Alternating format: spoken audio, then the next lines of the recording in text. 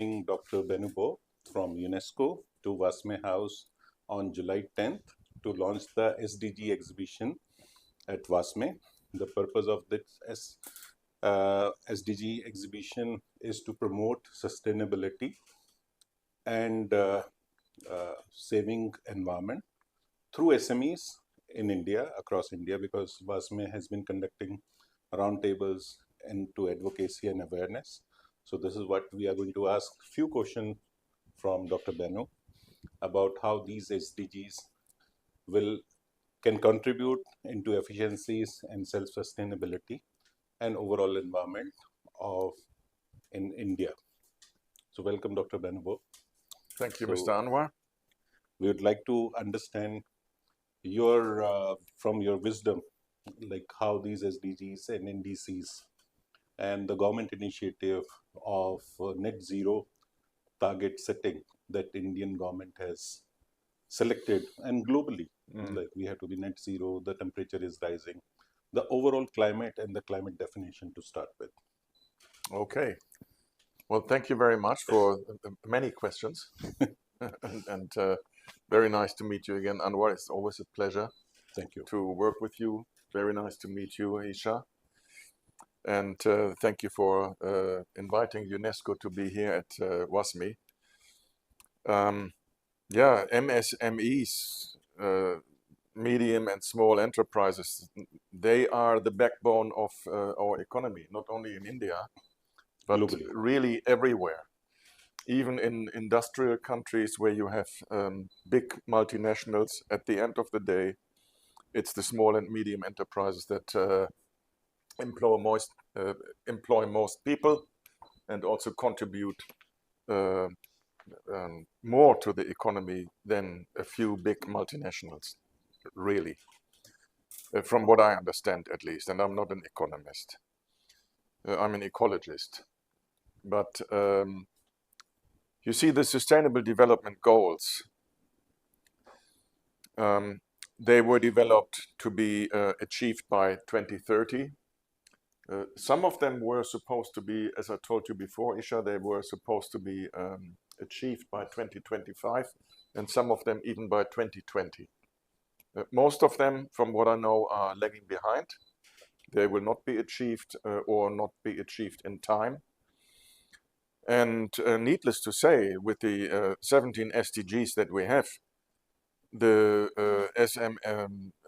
small and medium enterprises have a role to play in every single one of them, whether it's eradicating poverty.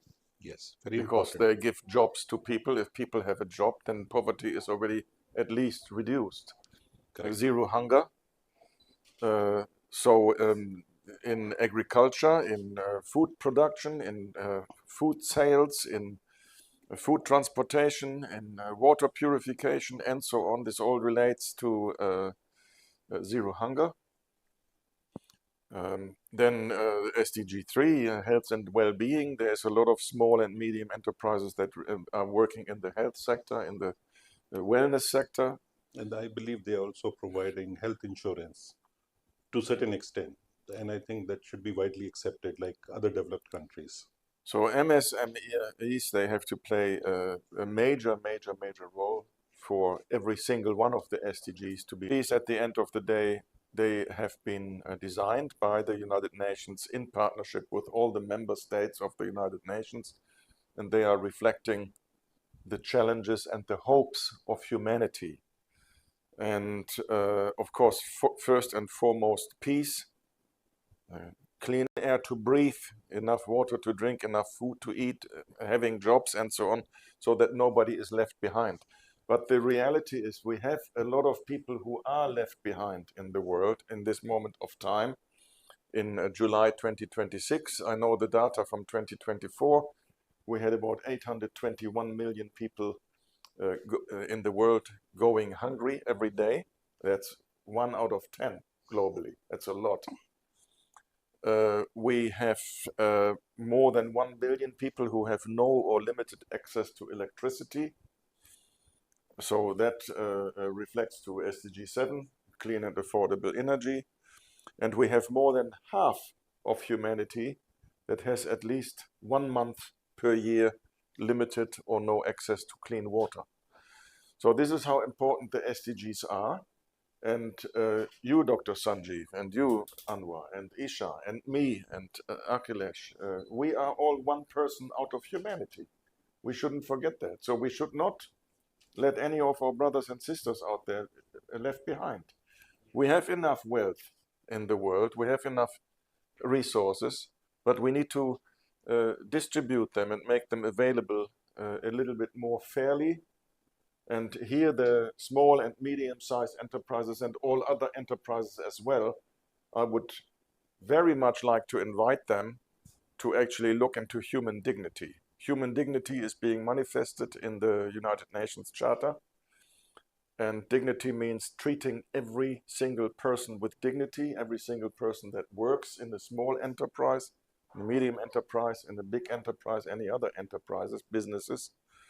So having said that, the challenges and hopes are manifested in the SDGs.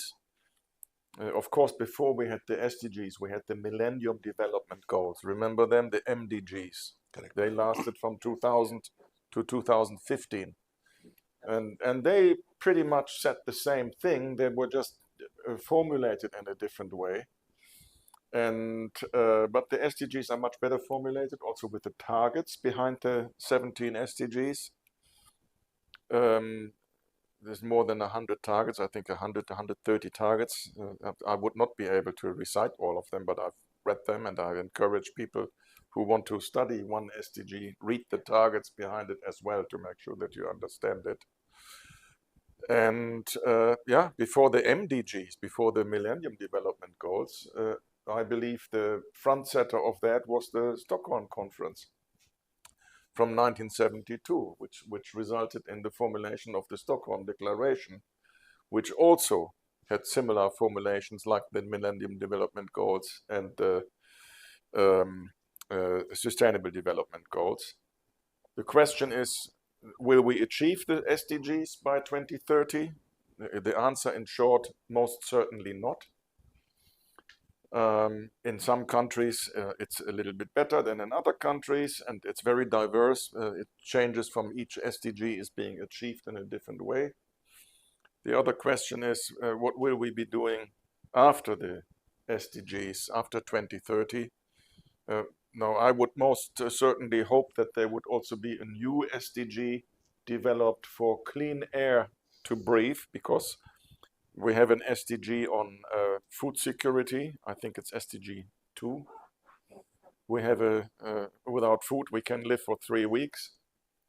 We have an SDG on water, SDG 6. Without water, I told you that before, we can live for 3 days. But without air, we can live for 3 minutes. Yes. And here in New Delhi, we know what air pollution means. Every single one of us, 35 million people living in New Delhi. So this would, if this would be manifested in the SDGs, maybe those who can have a positive influence on reducing the air pollution here, maybe they would take it even more seriously than what they are doing right now. Very good. So we'll inaugurate the SDG exhibition now. Okay. Yes, please. Ready? Yes. Okay. So Benno, would you like to start with SDG 1, no poverty, and then we'll just briefly talk about it so that... Yeah. Let me just say that the reason why we developed an exhibition on climate science literacy is because it was a few years ago, actually, we discussed that the whole world talks about climate change. And some people only talk about global warming. And then there is the climate deniers. And then there is the black painters. And then there is the greenwashers. And in UNESCO, we are the United Nations Educational, Scientific and Cultural Organization. And we have science in our mandate. So we want to promote unbiased scientific research into climate realities. And in order to talk about climate, with a scientific background, we need to understand what climate change really is, and therefore we need to enhance literacy. Because what we've seen is that many decision makers, deniers, for example, some very high-ranking people in the world, they are climate deniers. They say climate change is a hoax. Climate change is not a hoax, ladies and gentlemen. Climate change is a reality, but then climate change has always been a reality. If human beings would never have evolved in the process of evolution, we would still have climate change. Climate has always changed. But us, as humanity, especially in the last 2,000 years, with the deforestation kicking in 2,000 years ago, and then in the last 150 years with the industrialization, we have accelerated climate change to an alarming degree that is actually putting our agricultural output and our water security and our energy security into jeopardy. So this is why we developed a poster series as an exhibition. We also have guidelines. We also have a radio program, by the way, in English and in Hindi available. And I also invite you, Dr. Sanjiv and Mr. Anwar and WASME, I invite you to use it. So if we want to become climate resilient, we need to understand first what climate is. What we have here right now, that's the weather. It's not climate. What we have right now is weather. So it's a bit humid, it's very warm, but that's not climate. If we measure all of this over a period of 30 years, that's what we call climate. So climate changes in climate periods. From 1900 to 1930, from 1930 to 1960, 1960 to 1990, and then 1990 to 2020. And now we are in the climate period from 2021 to 2050.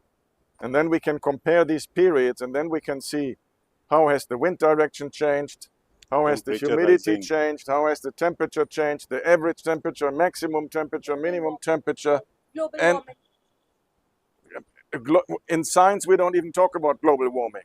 We talk about climate change, because global warming is a terminology that is being used by journalists.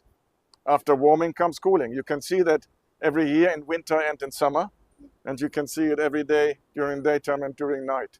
Warming, cooling, warming, cooling. But now we have a period of warming going on since 100, 150 years, which is quite alarming, and it might cause even more food security issues and water availability issues and also energy issues. So with that, of course, it impacts poverty, and the people who have less money in their hands than others, logically they will be impacted more, because maybe they can't afford having access to water anymore like they used to have. Here in India, for example, 35 million people living in New Delhi. Most of the water is being supplied by the Yamuna River. A little bit comes from the groundwater. So if we have precipitation changes going on in the Himalaya, that will impact the Ganga, the Brahmaputra, the Indus, and also the Yamuna, and then The Ganga River as well. that's what I just mentioned. And then in turn, it will impact water availability.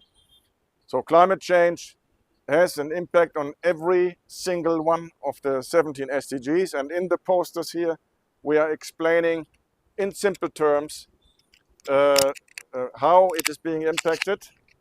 And so I invite you, read the posters once or twice. It's simple.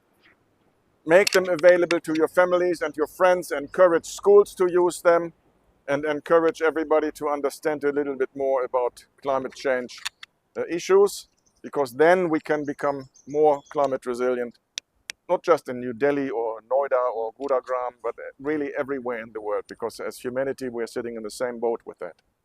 Thank you, Benno. Dr. Sanjiv, you would like to add some points about WASME and SDG goals? First of all, I would like to just welcome Mr. Dr. Benno to this WASME campus. This is a good opportunity for us to just inaugurate this sustainable development goals posters over here. So we have already displayed all the 17 SDG goals over here. as well as all the generic posters here. So WASME, World Association for Small and Medium Enterprises, we have been already facilitating SMEs in align with the United Nations Sustainable Development Goals since 1980. So this is the opportunity for WASME to have Dr. Boer here to inaugurate this poster, and that will definitely help MSMEs to have the resilience, scale up and support their businesses. As you know that MSMEs are the backbone of our economy and many countries' economy. In India, they contribute 31% to the GDP, 50% to exports, and generating 70 to 80% of the employment.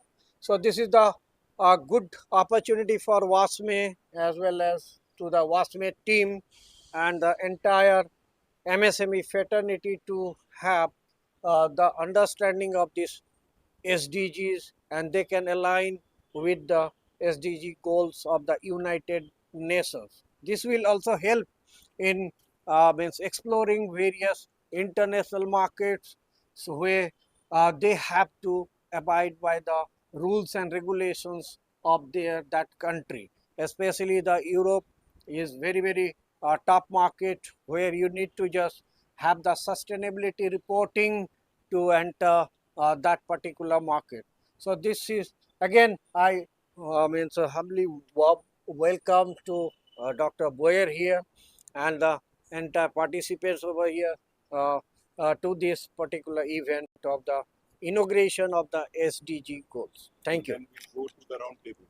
Yeah, Please. please.